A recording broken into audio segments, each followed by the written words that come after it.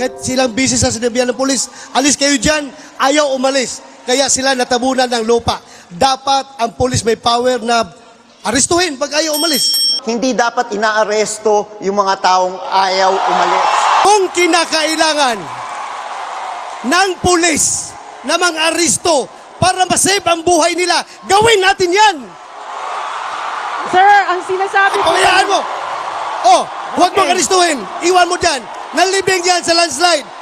Useless ka na pagka-pulis. Okay. Mga mangingisda sa Masinloc, hindi na sila nakakapagpangisda doon. Wala na. Kinuha na nila at pinamigay ng ating pamahalaan. At hindi ko maintindihan kung bakit yung mga kandidato ng administrasyon ni isang salita, walang ginagawa, walang sinasabi. Sisi kay Duterte administration na hindi pinapaalis. Kaninong panahon ba nagsimula pumasok ang mga insik dyan? Kaninong panahon nag-build ang mga bases dyan? Di ba? Sa panahon ng mga partido nyo, mga otso diretso.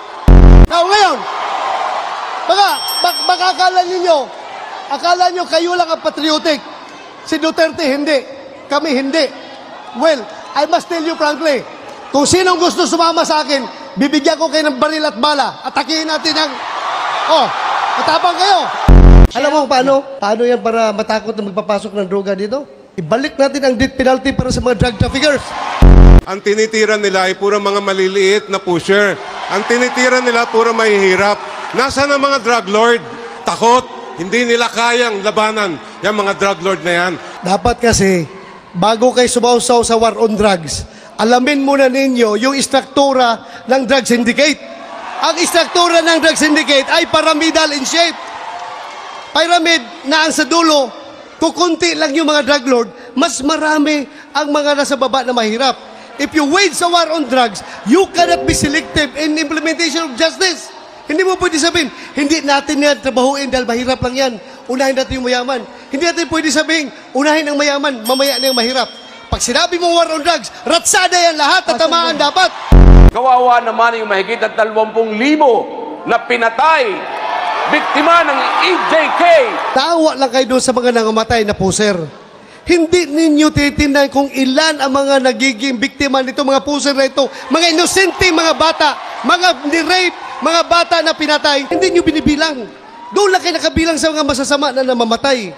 Before makisawsaw ka, sir, sa war on drugs, sawsawan mo muna yung strengthening the pillars of justice system. Hindi tayo mag-war on drugs na walang patayan. Anong klase pag-iisip yan?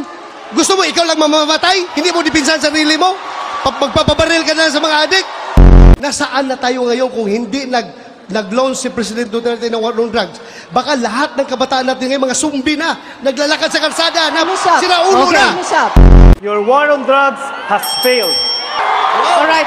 How dare you say that the war on drugs is a failure?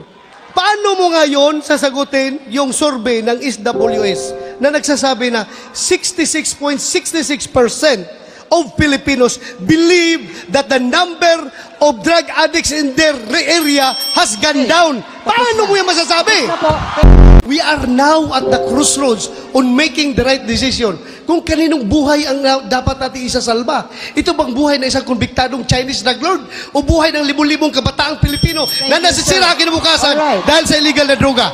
Mismong siya, si President Duterte, ay umamin na pumatay siya ng tao.